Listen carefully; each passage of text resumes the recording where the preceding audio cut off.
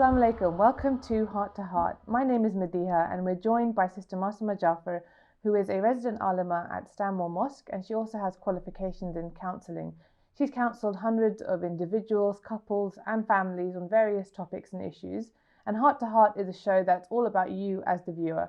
You can email in at hearttoheart@safiratv.com with any questions, any problems, any issues you might be facing at work, at home, at university or at school, or any sphere of life, and Sister Masuma will try her best to help tackle them in a spiritual and practical manner.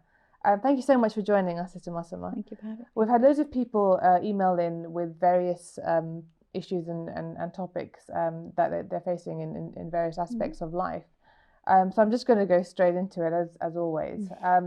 This is a question that we've had from a lady that I think is actually very pertinent. I think a lot of people are facing this kind of issues where they're being told one way or another how they should live their life.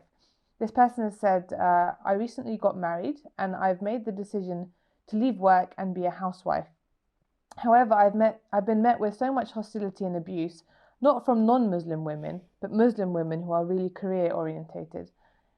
It's almost as though wanting to be at home is seen as some sort of handicap, or that maybe my brain vacated my skull and I can't think for myself. This was entirely my decision and I'm happy with the choice I've made. But the thing is, I don't understand how to get other people to understand this. I mean, I know that this is an issue that a lot of mothers face, whether they're working or not working. There's always people judging them one way or another. So what would you say to this lady that's decided to become a housewife? Yeah, no, I agree. It is an issue, whether you work or not.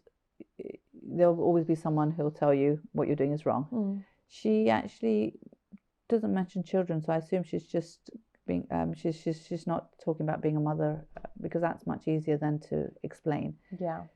She wants to be a housewife and that's her right. The beauty of Islam is that we as women have been given that right not to have to go out to work. If we do, it's our choice. It's not something that we should be forced by our husbands at all. It has, it's my choice if I want to, and whatever I earn is my money. It's up to me what I do with that money. He still has to provide for me and take care of me. So it's beautiful that I have been given that freedom to be able to say I want to work or not work. It's my choice. It's funny how she's being. It's not the men, it's the women that are. She's having. That's what I think. That's what I found. I found that it's the women that always have something to say, whether you're working or not. And I just wonder, is it coming from a perspective of that they want to feel what they're doing is right, so that's why they have to make you feel that what you're doing is wrong? Yeah, I mean, I don't see why being a housewife is seen as something that's negative. I mean, it takes a lot to be a house. I think it takes almost more to be at home than to go out and because it continues, right? Yeah. It's not a 9 to 5 job. Yeah. It's just it continues all the time. And she may be doing so much more as well. It's she's not just if she's at home, she's got that choice to read, do study, do whatever she wants to do, which is good, because then she's preparing herself to be a mother when she decides to have children. So it's really important that she does what she thinks is right. She mentions that she's not been forced into this. It's her decision. And I think she has to have the confidence to follow it through and not worry about what other people think. If it works for her and her family, and her husband's happy about it and she's happy about it, it doesn't matter what anyone else thinks. It really doesn't. She has to be confident in her decision. In one ear and out the other. It's whenever I hear this, it reminds me of the story of Luqman, where he with his son, and he's advising his son.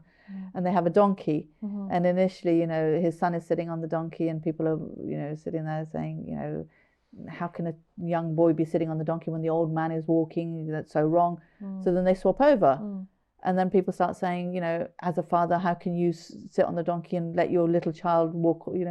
So then they both decide to walk.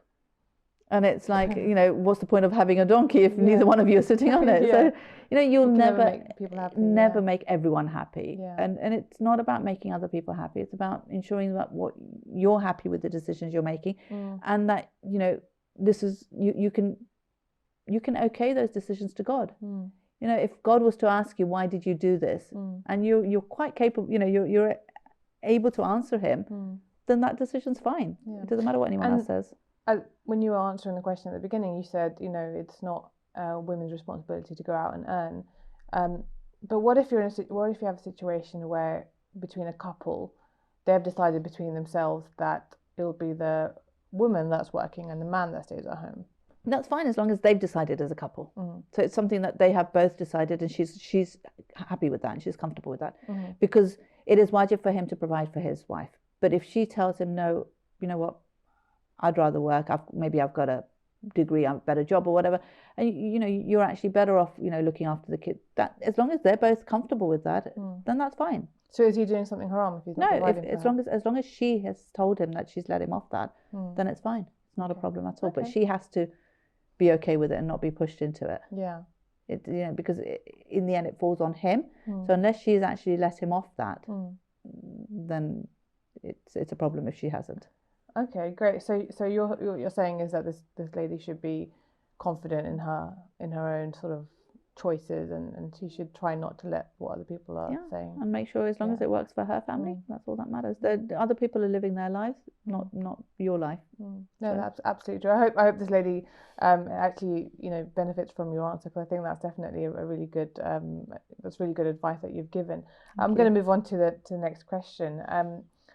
This person has emailed in to say that all my life I have been quite introverted and sensitive.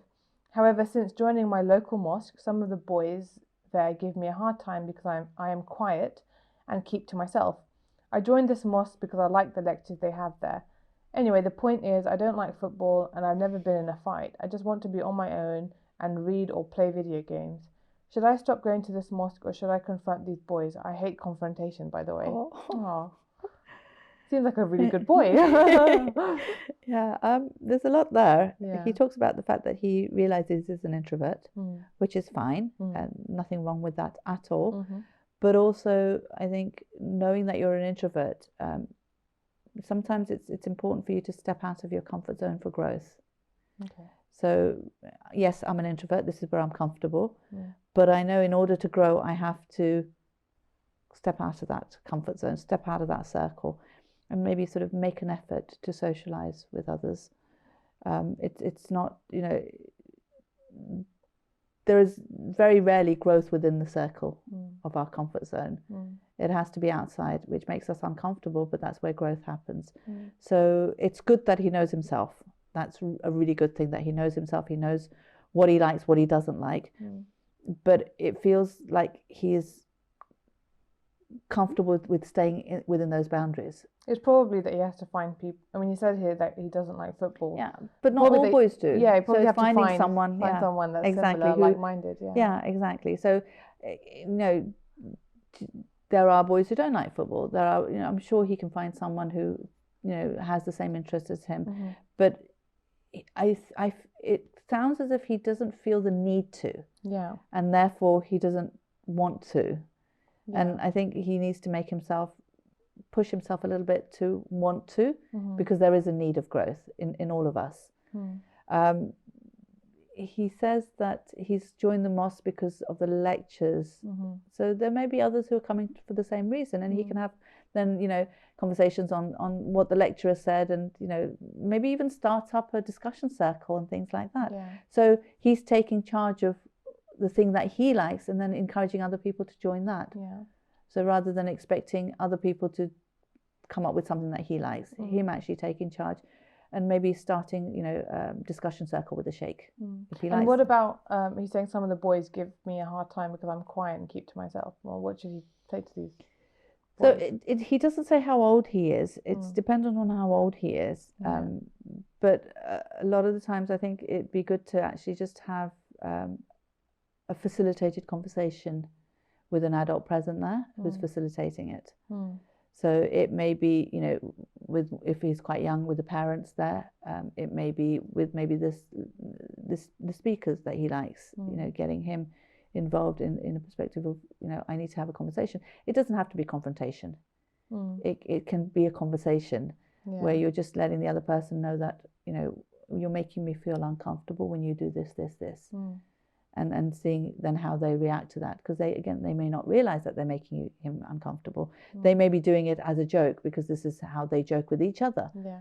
But he's not used to that and he's not comfortable with that. And but sometimes that can be quite embarrassing for someone to do that, to first of all have a facilitated conversation, but more sort of admitting their not weakness, but admitting that they feel this way when amongst I can imagine amongst a bunch of boys it would be banter or just joking around, and of course that still could be hurtful. So if he feels he doesn't if he feels that it's going to make him embarrassed or difficult, he could then approach the speaker, and maybe the speaker can talk about what is considered as bullying. Yeah. Because it is a form of bullying. Yeah. So when you're laughing at people rather than with people. So getting the other boys to sort of realize that what they're doing is bullying. Yeah. And then maybe getting them to think about when they felt uncomfortable. So making it an interactive session where they actually feel like, oh, I felt here I wasn't, but I brushed it off. Well, you were able to brush it off. Maybe some people aren't. Yeah. And you need to be aware of that. So I think it's looking at different ways of getting the message across to the other boys. But also I think it's about his growth as well. And maybe sort of forming some sort of discussion circle or doing something which he enjoys, but getting others to then join in that activity. It's probably difficult to find social circles within the mosque which aren't football. So it could be that you'd actually get on with those boys really, really well when they're not playing football. Yeah. Just having a discussion with them, lunch or dinner or whatever, or just going out to wherever. It could be that they might be getting on really well off of the football pitch, but he doesn't enjoy football, so he wouldn't. But not all boys do enjoy football. Yes, it is something that a lot of boys enjoy, but not all of them enjoy football. There are kids who don't like sport. Yeah. So it's finding people that he has common interests with. I think that's really important. And even like you said, yes, they may enjoy football, but they may have a lot in common when they're off the football pitch. What I meant, So if they have a discussion circle, or something else, movie night, or maybe even he invites them home where he is in control of the environment, and his parents are home and everything. So he's building a relationship outside of things that he doesn't like. That would then help him. And as an introvert, you don't feel the need to. Yeah. You're quite comfortable in your own self. Yeah. You don't, and it takes a lot of energy to actually then, use, it takes a lot of energy to actually build those relationships for an introvert. Yeah. That, and knowing that he needs to do this because we are, social human beings, and it's like, you need to have relationships with others as well, even if it is very draining, but you need to do that. Yeah, no, absolutely. I think that's definitely the case. And I think as you grow older, I don't know about you, but I definitely become more introverted because you almost don't have time or energy to sort of make those, have those conversations with people. And I think it's important to make sure that you've always build those bridges with people and have people around you. And I think as you get older and you get busier, it's more difficult because then you're not around like-minded people all the time. Yeah. Whereas at school, it's like you've got so many people that you can choose to have relationships with or not choose to have relationships with. Whereas when you're at work and then you go out and you do this and you've got mosque, you've got this, and you've got your family. There's so many things going on in your life, and you're sitting there thinking, okay, do I really have the energy to then bring something else in? Because every relationship comes with its own baggage as well. Yeah. So, but then every relationship comes with growth as well, because you learn so much from others as well. That's true. So it's understanding that I do need this in my life. If I limit my relationships with my immediate family, then I'm limiting the number of God's creation that I am, having interaction with and who I'm learning from. Every single person has something that I can learn from. And everyone's, I truly believe there's nothing random in his life, in his universe. I truly believe that, nothing in life is random. And there is something we can learn from everyone that we come across. It's just knowing that they've been sent there for my growth. And I think I'm just going to make this last point on this particular topic, but there's often, I often find that within our mosques, sometimes we have very I guess the word is cliquey type circles, where we're not very inviting to other people that are not like-minded. Do you have any thoughts on that? I mean, how do we tackle that issue? Because I think, the mosque that I attend, I know that I've grown up there, so I feel part of it. But I know when other people attend, they don't feel like they belong. They feel like outcasts. I've heard so many people say that about the particular mosque I attend, and I feel disheartened and sort of almost offended because it's my mosque. That people would feel like that, when they attend this mosque. And I just feel like a mosque should be a place where everyone should always feel open and comfortable and welcomed and belong. And I think that's an issue within our actual communities. And what this boy is saying, even though it's probably that he's from the same community, I don't know, but he shouldn't ever feel like an outcast in his, in a mosque, I think. So do you have any thoughts on that? I think as it's each individual's responsibility to ensure that when we go to mosque, we don't just stick to our friends. It's important that we notice when a new person's come into the mosque, which is difficult if you've got a big mosque. Yeah. Because you don't know who's new, who's not. Because and especially if the mosque is not just one big room. So again, if you've got a mosque which is maybe a house converted into a mosque, then you've got different rooms, so you don't notice who's there and who's not. If it's a small mosque, that's much easier to do. But I think just smiling. If we all go around just smiling and saying salam to everyone that we come across, that automatically welcomes the person into the mosque. Knowing how much sawab there is to initiate the salam. So using that opportunity and actually just initiating salam with everyone that I make eye contact with is would welcome them. One, wherever you choosing different places to sit, maybe sort of again, not just being comfortable with the friends that I have, but actually saying, okay, today I'm going to sit somewhere else and maybe just talk to the two, three people who are around me and build a relationship. Again, maybe they might become really close friends, but I've never given it a chance before because I've always stuck with these friends. True, yeah. They may have so much valuable things that I could learn from, but I've never actually explored it. So pushing myself a little bit again to sit in different places, especially I in my Ramzan, I encourage this and I try to do this myself. It's like I tell people, you're coming to mosque for 30 days. Try to sit in different places for the 30 days. Don't sit in one place. I think the last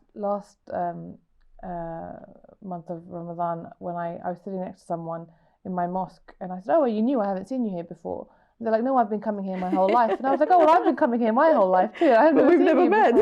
And that was because I'd sat somewhere else. So it was really nice to and it's nice, because especially when you're sitting and eating, because people are relaxed and you talk and just finding out about other people who are at the mosque and their lives. There's so much to learn from other people, and we have that opportunity in my Ramzan where people are coming to break iftar. It's beautiful. Yeah, no, absolutely. No, thank you. That's a very interesting point.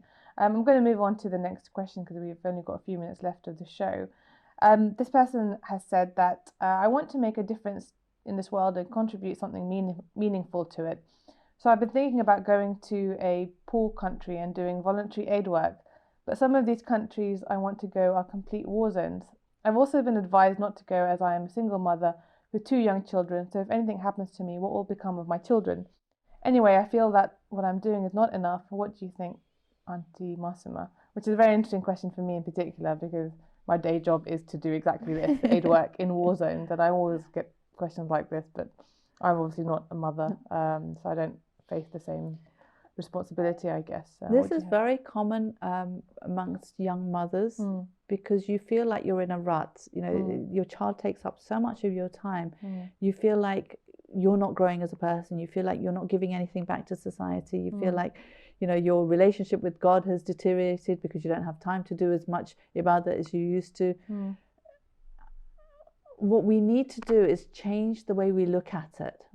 Okay, you are doing a huge service to humanity by bringing up human beings who will be actually an asset. And that's way more difficult than, trust me, but than going to war zones. And you're talking out of experience. I'm absolutely talking out of experience. It's way more difficult to bring up children. I mean, 4 hours babysitting my nephews is way more difficult than going out to these countries and doing this work. I mean, you're absolutely right. So I think it's realizing that, one, you know, if I want to do something worthy, which is what she's looking to do, she's looking to do something worthy. If I can bring up these two children that God has given me and bring them up to be an asset to mankind, to, you know, to be, you know, devout Muslims, to live, you know, to be the Ansar of the Mahdi when he comes, that would be amazing. Then she has really done something worthwhile. You know, especially because she's a single mother. I worry when she says she wants to go away. What is going to happen? Who's going to take care of her kids?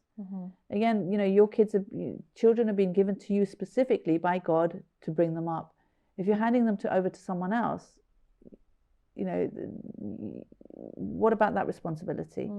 You're going to take care of someone else when God's already given you, you know, two beautiful kids to take care of. And there's so many ways of doing things without going out to these countries. I mean, there's so many the organisation that I work for example, has voluntary programs in the UK. You know, there's so many things you can do from here. You don't have to go to those countries, and you can get your children involved in it as well. That's exactly so they're learning the importance of helping others, which is really, really important. And I think also realizing that this is ibadah as well. This is something that, you know, a lot of mothers have a huge problem with. When they first become mothers, they feel like their whole life revolves around this child, and then they don't have time for anything else, including God. But if they could focus on the fact that this child has been given to them by God, and taking care of this child is ibadah. It is bringing them closer to God. I mean, I'm not sure this person, well, of course that's a huge thing to want to become closer to God, but I think they're wanting to make a difference to this. They're saying they want to make a difference to this world and contribute something meaningful to it. But exactly as you said, bringing up children, it's contributing and bringing in. I mean, if you understand the value of that, then you know, I guess it's probably about renewing your intention and renewing the idea that is actually something very meaningful. And the thing is, it's like, you know, when you go to war zone areas, you can see the impact straight away of what you do. With bringing up children, it's a longer term thing. Such a slow, long, you know, difficult process. Definitely more difficult. And this is why Jannat is under the feet of the mother. You know, don't get it for free, exactly. So it's important to realize that, you know, all this effort that I'm putting in, it will reap its value when, you know, when the child becomes older and does something. And maybe this child will then go to a war zoned area and help out, and you know, and live. And what's to say you can't do that when the kids have grown up, when they don't need you as much in their life? Maybe actually go there with your kids again, you know, to get them to see the value of it all. But like you're saying, at the moment, you need to focus on the children. You need to focus on the fact that, you know, this is huge. There's a lot of value and meaning to this. And at the same time, do things from here. You know, find out organizations that are helping and see how you can help from here. You don't even have to come out of your house. There's a lot you can do on the internet which will help as well. And just by the way, not all aid work are war zones. I mean, aid work is to help alleviate some of the very root causes of poverty, which they'll be in countries that are developing and aren't necessarily like the UK, but they're not always war zones. So they are quite safe some of the times, and voluntary trips will never take you somewhere which is unsafe for you.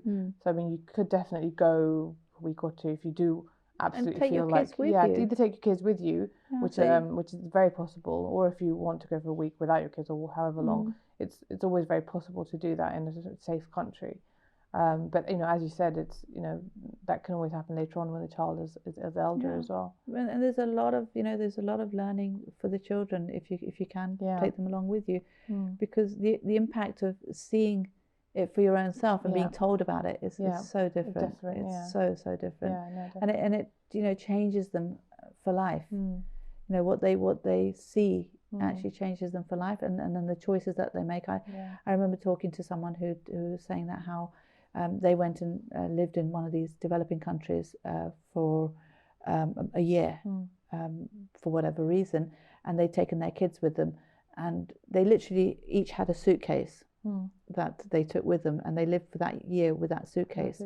And it made them realize that they could, and they didn't really miss all of the stuff that they, you know, would have back home. Yeah. And because they were living in a developing country, they saw how little others had. Yeah. So even though they only had this one suitcase, Yeah. they had so much more than what others had. Absolutely. And she, you know, I was just talking to her recently, and she was saying, as the kids grew up, when they went through the teenage years, where all the other kids were looking at brand name things, her kids weren't into that. Yeah. And it wasn't because she had to tell them. It's because the impact of seeing those who had so little and realizing that they didn't need this actually hit them so much that they didn't feel like they needed to have all these branded stuff and everything, and they were quite comfortable going to, you know, just a normal shop and just buying something that wasn't branded. Yeah, absolutely. So, you know, it's huge because it does have an impact on you as you're growing up, and it has an impact on you, it has an impact on your kids. So, you know, it'd be nice to do it together. Absolutely. And I share think that. you know, if the issue is here that they want to make a difference to the world and contribute something meaningful to it, I mean, there's so much poverty and there's so many issues in the UK. There are soup kitchens and food banks and homelessness and all sorts of issues that, you know, if you want to make a difference to the world, you know, some people say you should start here at home, and there are so many things you can do here in the UK, you know, while the children are at school, for example, as we said just before, where she can make a meaningful difference if that's what she feels she has to or needs to do. And it's not even from, you know, the poverty perspective. You can actually then maybe sort of, you know, get some sort of qualification in counselling and help people make a difference through that as well. Absolutely. So there's so many different ways you can make a difference, as well as knowing that you're making a difference by bringing up these two kids. Yeah, exactly. So there's so many things that you need to do rather than just focusing on this concept of going to a war zone area. Yeah, absolutely. Okay, thank you so much. That's a very interesting topic that we've discussed there, and we've actually come to the end of our show. Thank you so much to all our viewers for tuning in once again. As I said before, Heart to Heart is all about our viewers. You can always email in at hearttoheart@safiratv.com with any issues or problems or anything at all that you might be facing at work or university or at home. And Sister Masuma will try her best to help tackle the issues that you may be facing. Thank you once again. Assalamu alaikum.